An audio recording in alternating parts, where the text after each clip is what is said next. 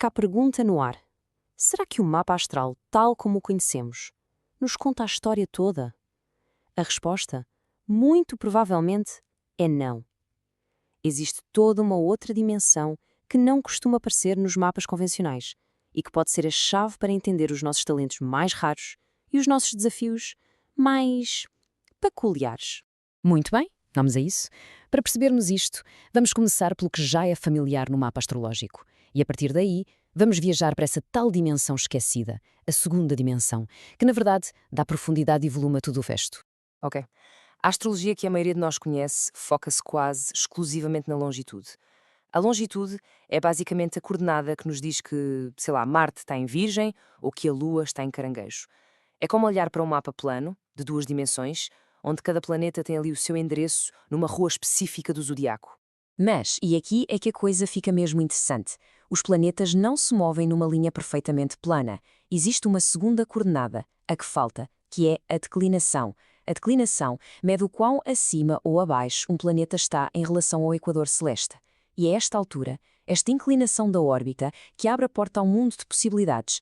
E olhem, esta analogia é simplesmente brilhante para percebermos isto. Pensem assim, 2 planetas podem estar no mesmo signo, até no mesmo grau, partilham o mesmo endereço na rua.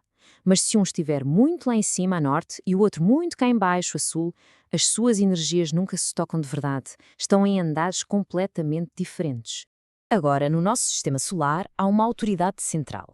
Uma espécie de rei que, simbolicamente, define as regras e os limites do que é considerado normal. E esse rei, claro, é o Sol. É ele que estabelece a fronteira no céu. E esta fronteira tem um número, guardem bem este número, mais ou menos 23 graus e 27 minutos. Este é o limite máximo que o Sol atinge, tanto a norte como a sul, na sua trajetória anual. Corresponde, aliás, aos nossos trópicos de Caranguejo e Capricórnio.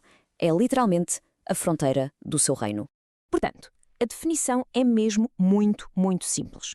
Qualquer planeta ou corpo celeste que, na sua órbita, se atreva a ir para além deste limite de 23 graus e 27 minutos, é considerado um planeta fora de limites. Basicamente, saiu do território governado pelo Sol.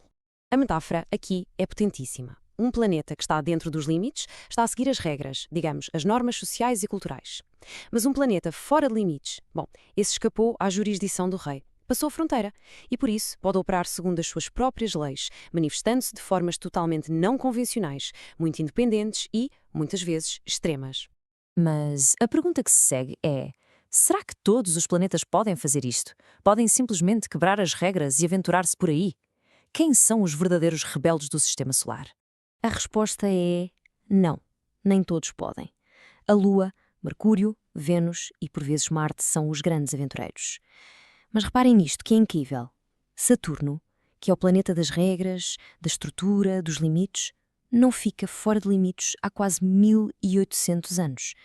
De certa forma, ele é o próprio limite. E Neptuno também não, a sua órbita é demasiado certinha. Certo. Então, o que é que significa ter um destes planetas rebeldes no mapa? Bem, esta energia que escapa às normas pode ser uma fonte de brilhantismo ou de caos. Diz-se que a linha entre o gênio e a loucura é muito ténue. Pois bem, essa linha é precisamente a fronteira que este planeta atravessou. E é uma dualidade. Por um lado, podemos ter uma visão pioneira, uma genialidade criativa fora de comum. Por outro, um comportamento super imprevisível e uma dificuldade enorme em lidar com regras e limites. Não é uma coisa inerentemente boa ou má, é simplesmente livre. E por ser livre é muito mais intensa. Pensemos em Albert Einstein, o exemplo clássico. A sua lua, que rege a intuição, as emoções, o subconsciente, estava radicalmente fora de limites. E isso, muito provavelmente, deu-lhe acesso a insights e a uma forma de sentir o universo que escapava completamente às regras rígidas da física do seu tempo. E que dizer de David Bowie? O seu Mercúrio, o planeta da comunicação e do pensamento, estava fora de limites. Ele não se limitava a cantar. Ele criava personas, narrativas, universos inteiros que rebentavam com todas as convenções culturais sobre o que um artista devia ser ou fazer. Ou, num exemplo mais contemporâneo e focando apenas na mecânica astrológica, o Mercúrio fora de limites de Donald Trump. É um exemplo claro de um estilo de comunicação que opera com uma lógica muito própria, que ignora deliberadamente as convenções e as normas do discurso político tradicional. Portanto, a ideia central é esta. Esta dimensão oculta da astrologia revela as partes de nós que não respondem bem à autoridade, que operam com um nível de liberdade e de intensidade que simplesmente escapa ao que é considerado normal ou convencional. Então, para resumir e para que a ideia fique clara, o limite, mais ou menos 23 graus e 27 minutos de declinação. Os rebeldes mais comuns, Lua, Mercúrio, Vênus e Marte. Os cumpridores, que representam as próprias regras, Sol e Saturno.